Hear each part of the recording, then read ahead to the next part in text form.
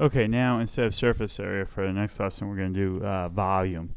So the volume of prisms. So the first one that we have is a cube, very similar to the last lesson we did, but this one is going to be a volume of a cube. So like I like to draw a little shape of the cube. And when I look at this, I notice that if you remember, volume's length times width times height. And this is 8 inches by 8 inches by 8 inches. So it's 8 inches cubed. And that's going to give us our answer for the cube. So it's 8 cubed. Sorry about that. It's hard to write on this. And that will give you the answer for that one. Okay, so then let's try another one. So the next one says a box is shaped like a rectangular prism. So again, I like to kind of draw the box out a little bit. So I'm going to draw a box, and I'm going to start labeling it with numbers.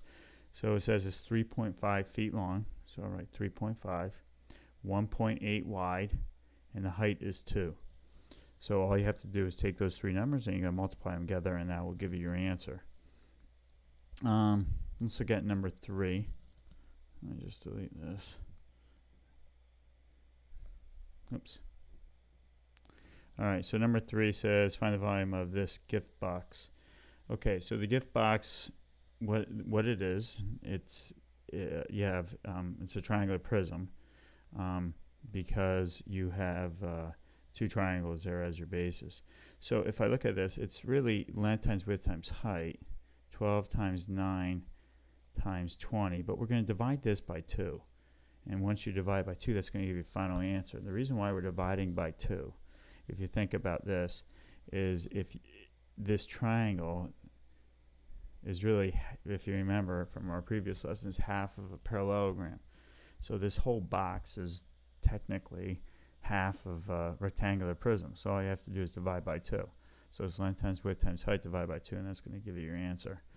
For the bottom one, what you need to do is just, there are cubes there, so you need to find for each cube the volume and then multiply it by how many cubes there are. And if you have to look carefully with that, because these cubes over here are stacked on top of other cubes.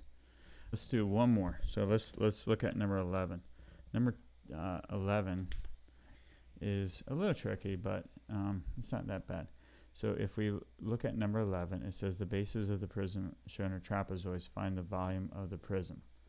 Okay, so they're trapezoids. So if I look at this, it's going to be 1/2 base height times base 1 plus base 2. So it's 1/2 of the height. So the height is 5 times 3 plus 10.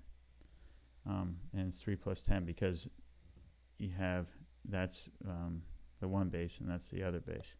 So when I figure this out, it's going to be 1/2 of 5 plus 13 times 13, sorry. So 1/2 of 5 times 13 is 65. And that's going to equal then 32.5.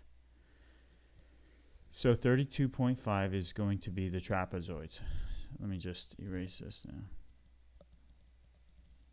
And I'm just going to write 32.5 over here. So that's the base. So now we have its base times the height. So the base is 32.5. The height, because you got to flip it down, is going to be 28. So it's going to be 32.5 times 28. And that's going to give you your answer. Number 12 is a little tricky, and so is 13. But I think you guys could try it at home. If you get stuck, and then those are kind of challenging ones, but we'll go over those.